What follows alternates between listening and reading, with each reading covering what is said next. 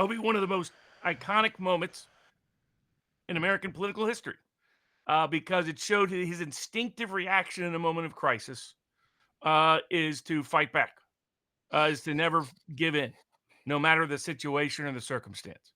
So extraordinary bravery by President Trump and the right mindset as you cannot intimidate him by any manner, method, or means. So it's a great credit to President Trump, whether you attribute it to divine intervention or good fortune. He came within that close of being murdered. And then we shift to culpable parties. And to me, we should just be honest about it. President Biden wants his political opponents dead. That's the reality of it. We have a president of the United States of America who's doing everything he can to make sure his opponents are murdered. That's the level of scum that we have in the White House. And if that's not impeachable, then what is, Speaker Mike Johnson? This is outrageous. And it's not, if people think it's limited to Trump, it's not. Not only has he denied Trump the requested full Secret Service that he wants, he's denied Robert Kennedy any Secret Service. This man wants his opponents murdered. That's who it is. We have a criminal in the White House of the bottom of the worst kind ever occupy it. And if our Republicans in the House had any courage at all, any morals at all, they would impeach him tomorrow because this is just outrageous. And it's the same Secretary of Health and Human Services responsible for these Secret Service decisions that the Senate refused to hold a trial on because he's been committing other impeachable crimes of allowing a mass invasion into this country. But, this was a murder attempt, and it has the complicity of the President of the United States in it, without any doubt. And he should be called on it, and people should say it for what it is. I love, first of all, Biden's going live at 8 o'clock, so I think we're probably going to want to see what he has to say, but they call for unity. Let's unify as a country. And how the hell do you unify with the person who's trying to kill you? And you're not being hyperbolic. Anybody who understands what happened, it's not negligence. This was intended to produce a certain result. Consequences be damned.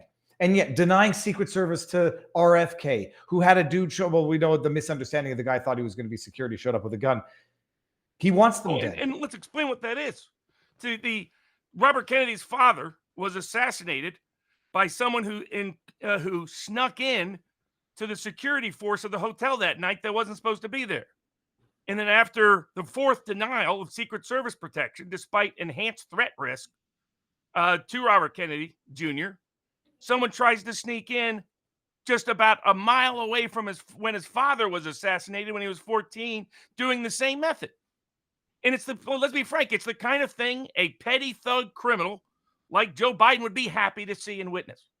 And after it happened, denied him Secret Service protection again. After this happened yesterday, denied him Secret Service protection again. We have a complete criminal in the White House who, when he's not trying to imprison and bankrupt his political opponents, is now trying to get them murdered. That's the reality of it. And we should call it for what it is.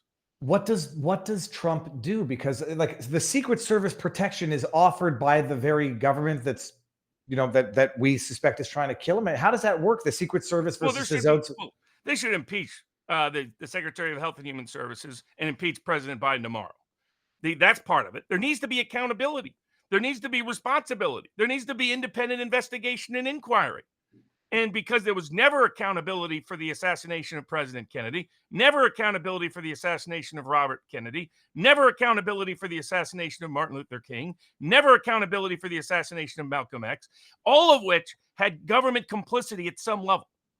And they're back to thinking they can do it again.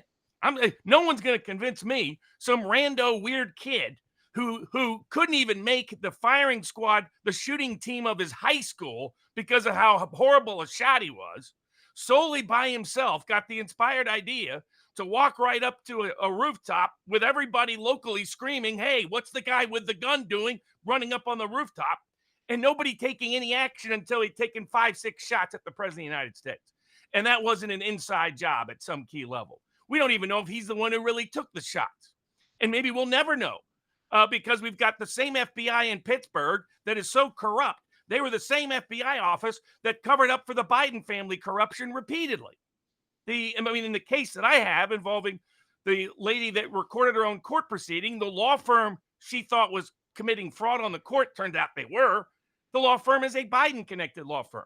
Pennsylvania is riddled with corruption all over the place. Judges corrupt, prosecutors corrupt, state agents corrupt, and the FBI office a joke in Pittsburgh. They can't do an ethical, honest inquiry to save their lives.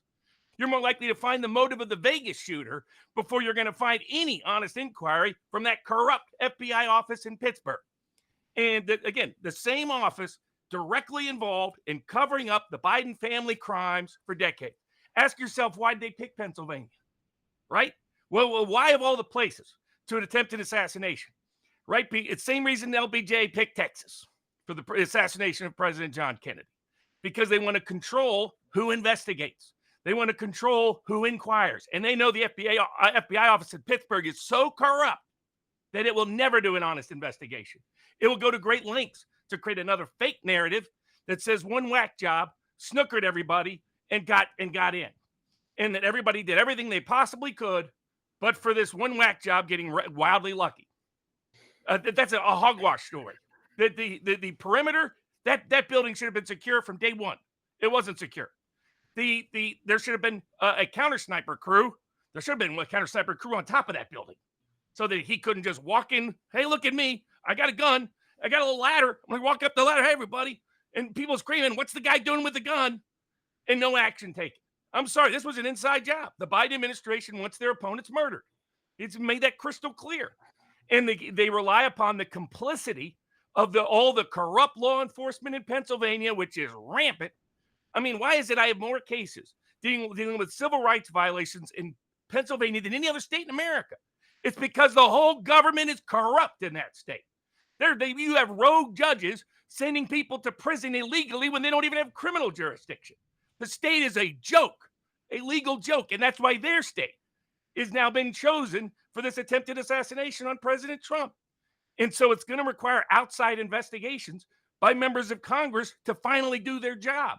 Do what the House Un-American Activities Committee that turned into the House Intelligence Committee and the House on Assassinations Committee did in the late 1970s, because we will get no honest investigation out of the state of Pennsylvania or the FBI there. None.